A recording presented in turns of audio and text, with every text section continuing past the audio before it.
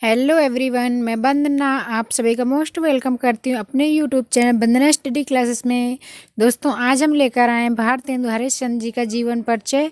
तो दोस्तों, इस वीडियो में हम आपको भारतेंदु हरिश्चंद्र जी का जीवन परिचय और साहित्यिक परिचय और इनकी प्रमुख कृतियाँ भी बताएंगे।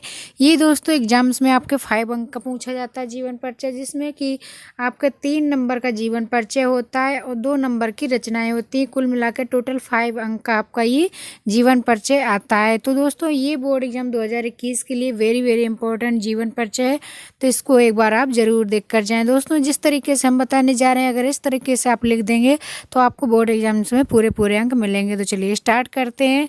सबसे पहले लिखेंगे जीवन परिचय। जीवन परिचय में आपको लिखना है, हिंदी साहित्य गगन के इंदु भारतेंदु हरिश्चंद्र का जन्म सन 1850 ईस्वी में काशी के एक संभ्रांत वैश्य परिवार में हुआ था। तो दोस्तों, आपको लिखना है इनका जन्म कब और कहाँ हुआ था। तो दोस्तों, आप जब भी एग्जाम में लिखें तो ये जो सन होती है और जन्म स्थान होता है, इसको आपको नेक्स्ट दूसरे कलर से लिखना है, यानी कि डिफरेंट कलर से आपको लिख देना है। हमने रेड कलर यूज किया है, लेकिन आपको रेड कलर यूज नहीं करना है, क्योंकि ग्रीन और रेड बोर्ड एग्जाम्स में अलाउ नहीं होता है। तो आप कोई भी स्केच पेन का यूज कर सकते हैं, ब्लैक हो, ब्लू हो या कोई पर्पल हो, कोई भी कलर आप यूज कर सकते हैं, उसमें कुछ वो नहीं है। लेकिन जब भी आप डिफरेंट कलर से लिखेंगे ना, तो एग्जामिनर की जब नज़र पड़ती है तो सीधे उसी पॉइंट पर पड़ती है जो डिफरेंट कलर से लिखे होते हैं। तो एग्जामिनर पूरे अंक देता है। इसके बाद देखेंगे इनके पिता का नाम था बाबू गोपाल चंद, यानी कि गिरधर दास भी इनको कहते थे। ब्रज भाषा में कविता करते थे। इनके पिताजी थे जो बाबू गोपाल चंद गिरधर दास, जिनका नाम था, वो ब्रज भाषा में भी कविताएं लिखते थे।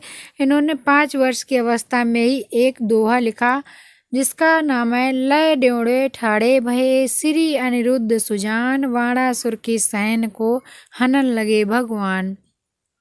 तो ये था भारतेंदु हरिश्चंद्र जी का दोहा, लय ड्योढ़े ठाड़े भये श्री अनिरुद्ध सुजान, बाणासुर की सैन को हनन लगे भगवान। ये इन छोटी सी उम्र में 5 वर्ष के थे जब इन्होंने ये दोहा लिखा हुआ था।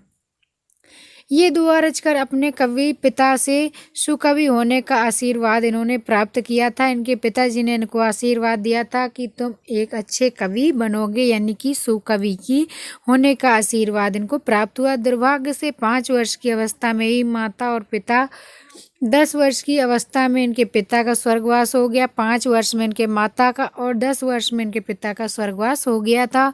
इन्होंने स्वाध्याय से ही उर्दू, फारसी, हिंदी, संस्कृत और बांग्ला भाषाओं का अच्छा ज्ञान प्राप्त कर लिया था।